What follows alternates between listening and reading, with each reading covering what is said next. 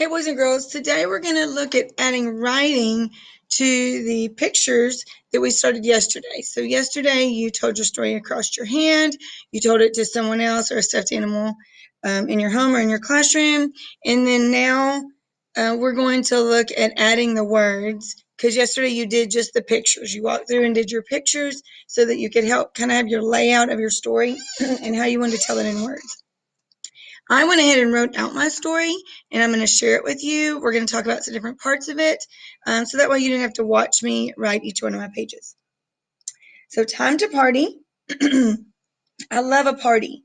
Saturday, we had a birthday party for Everett and Griffin at my house. We woke up and decorated the house. We had to wait on our family to arrive, but we were so excited when everyone made it.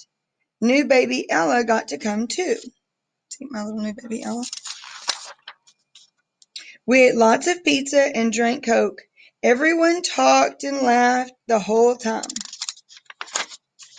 The best part was giving Everett and Griffin their cupcakes with candles. After we sang happy birthday, they blew out the candles.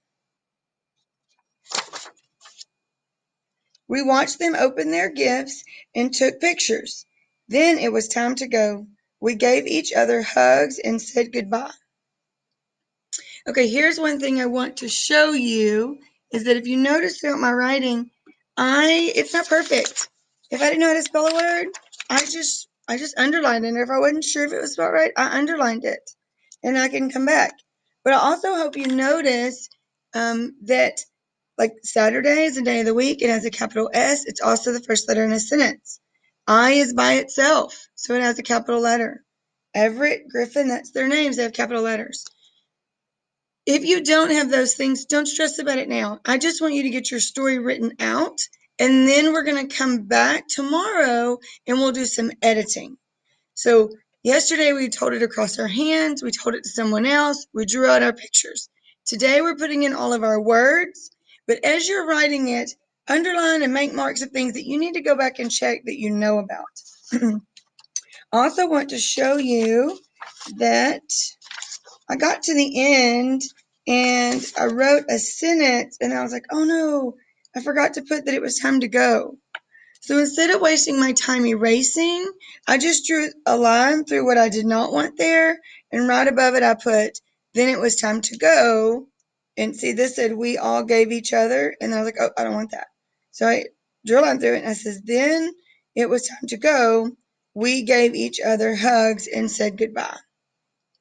So I just drew a line through what I didn't want and fixed it that way. My pictures pretty much go along with my page.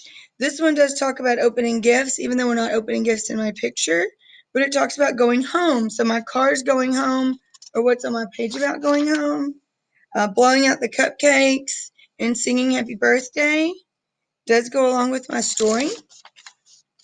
If you told your story across your hand and drew out your pictures, you're going to find that you have like a beginning, how it started, in the middle, what you did, and at the end, how it closes out. How does it finish? I have sentences, and they don't go on forever. So this page, I'm using 1, 2, 3, 4, 5 lines, but I don't have 5 sentences. I have 1, 2, 3 sentences.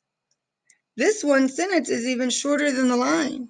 My second sentence starts on it, and then it keeps going for like 4 lines, and then there's my period. So you don't put a period at the end of every line. That's just the paper. It's the end of your thought. And that may even be something that you go back and edit tomorrow. So today I want you to go through. You can add any more detail to the picture that you need to, but you're actually going to write your story today. Get your story all written out, beginning, middle, and end. And then tomorrow you're going to go back and do some editing before you move on to reading it and submitting it today. So you don't have to send me anything today. You're actually not even going to turn in any of your writing examples until Friday, but it has to be complete. So if you'll do each step each day, you'll be ready for Friday.